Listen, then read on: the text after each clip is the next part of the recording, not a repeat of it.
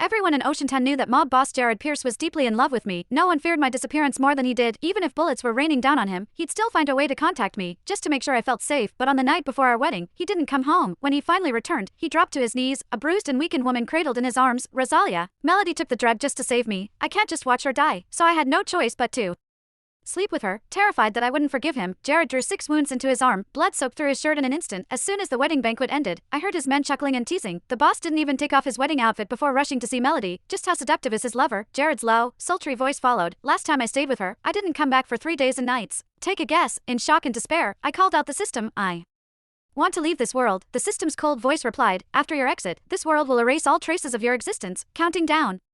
7 days. Chapter When I came back to my senses, Jared Pierce was hurrying toward me with his men. Rosalia, there's an emergency in Oceantown. We need to head over right now. He pulled me into his arms and gave a gentle kiss to my forehead. Baby, I'm so sorry. I'll make it up to you when I get back. I wiped the spot where his lips had touched, my face impassive. That same mouth had kissed Melody more times than I could count. Seeing this, Jared froze, panic flickering across his face. He gripped my hand tightly. Rosalia, are you angry at me? I know it's our wedding night, and I shouldn't be leaving, but this is urgent. I don't really have much of a choice. As I looked at the man I had loved for 7 years, I suddenly felt like I didn't know him at all. One moment, he was lost in memories with another woman. The next moment, he could put on a show that he was deeply in love with me. Jared, let's get a divorce. Jared froze at my words. He stared at me, pain in his eyes. You're still upset about Melody, aren't you? She took a bullet for me once, and this time, she was poisoned with that kind of drug just to save me. Shouldn't I help her? We agreed to let the past go. Right, it's our wedding day. Though his tone was meek, every word defended Melody. I almost laughed. So, he was aware that today was our wedding.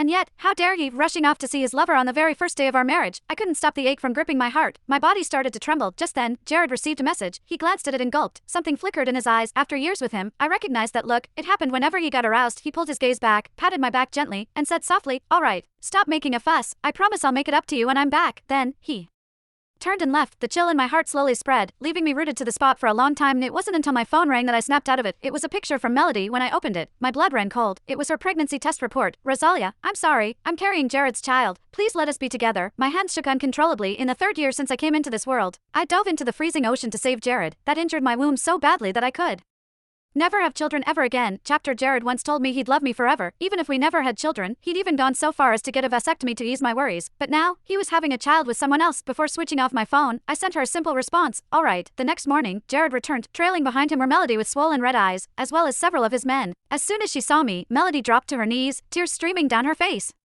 Rosalia, I'm sorry, I shouldn't have sent you that message. Jared said I can only keep my baby if you agree to it. Please, I'm begging you, let me keep my baby. As she spoke, she banged her head against the floor, and soon blood was trickling from her temple. Jared glanced at her, his eyes full of distress, but in order to get my consent, he held himself back from helping her. One of his men stepped forward first.